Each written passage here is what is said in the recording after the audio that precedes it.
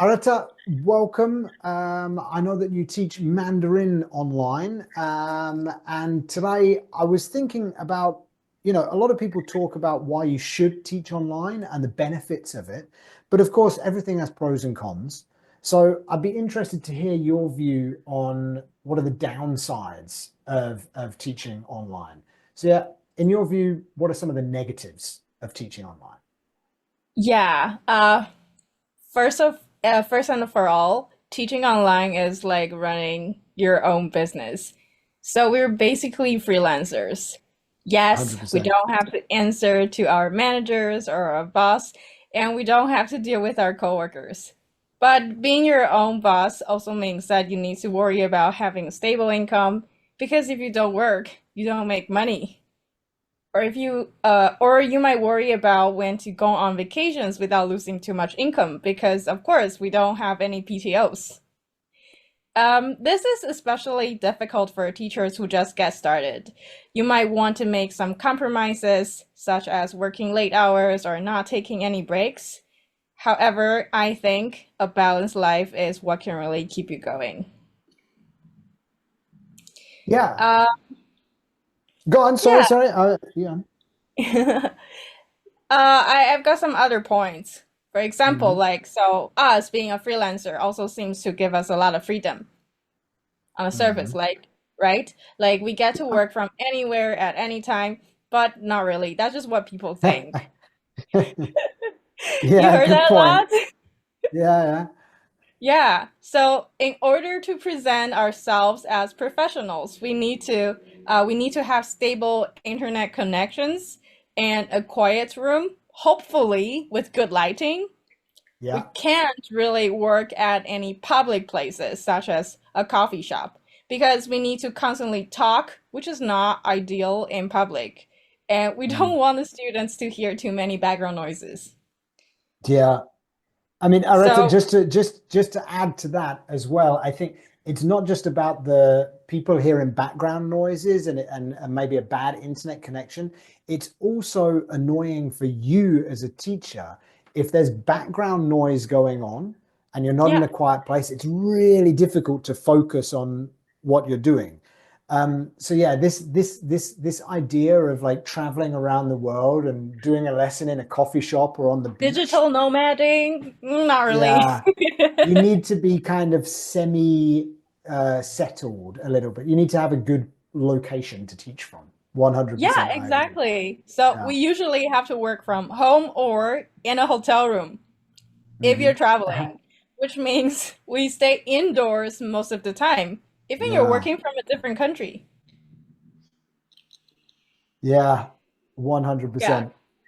And a lot of my friends who also teach online all agree that we need to go out more, either to meet friends or to work out. If we want to live a healthy, balanced life, we do need to set a certain schedule to go out intentionally to work out and meet friends. Mm. Yeah. 100%. Mm. I'm Yeah, agreeing with everything that you're saying. Like it's so true. I think that you made a point about uh vacations, right? Like if you take a vacation, most of the time you're not getting paid because you're not working. And I think that that leads to sometimes people becoming kind of addicted or workaholic. yeah. They end up just working so long hours, doing as many classes as possible so that they can build up enough of a kind of bank of money to take time off and not earn. So I think, yeah, there's freedom, but also sometimes people can feel a little bit trapped by the job. So it's important to try and manage it a lot. Yeah, Yeah. exactly for me. So most of my students are from North America and Europe. So everyone takes Christmas vacations. Every year when we're like getting near the end of the year, I'm like Mm. getting nervous, sort of like looking at my income, whether I have like enough to get through possibly a whole month Yeah. with barely any income at all. Hmm. So yeah, that can be pretty stressful and challenging for some teachers, I'm pretty Yes. sure. And I think, and just to add to that, I mean, the vast majority of my students are Chinese, or at least Yeah. Chinese, or I can say even a bigger majority are, let's say, from East Asia. And that means for me, around Chinese New Year, the number of students I have just drops ridiculously. So for me, like end of January and through February can always be really, really difficult. So you're sometimes beholden to other national holidays in other parts of the world for sure. Yeah, Yeah. exactly. So this challenge sort of requires the teacher to think about what they do, during this Mm, kind of quiet period. For me, I would try to like learn new things or work on my other side projects or work on new materials. mm, hmm. Yeah. So yeah, if I would say teaching online is really something for someone who's not afraid of new challenges, and we have to keep learning new Yeah. things. For Yeah. example, to we have to like try to be creative. We have to cater to our students' needs and customize 100%. basically everything. And Yeah. we customize everything for our students, but at the same time, we need to advise them what to do is the best.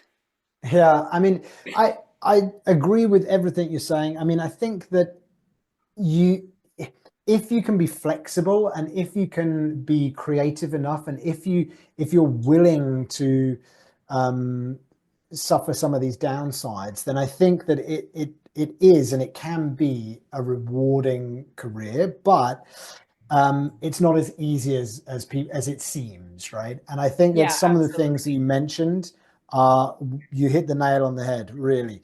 And I think I would love to get you together with the larger group of other teachers sometime, and we'll take a bit of a deep dive into this because some of the points you made, I think we can go into them deeper and figure out, how we deal with those things. Like how do we deal Yeah, with organizing vacations and stuff. So maybe yeah, another time we'll get together and talk about it in more detail. But Areta, I know that you're busy. I know that you've got loads of classes. I hope you've got loads of classes, and I know that it's pretty late where you are in the world now. So yeah.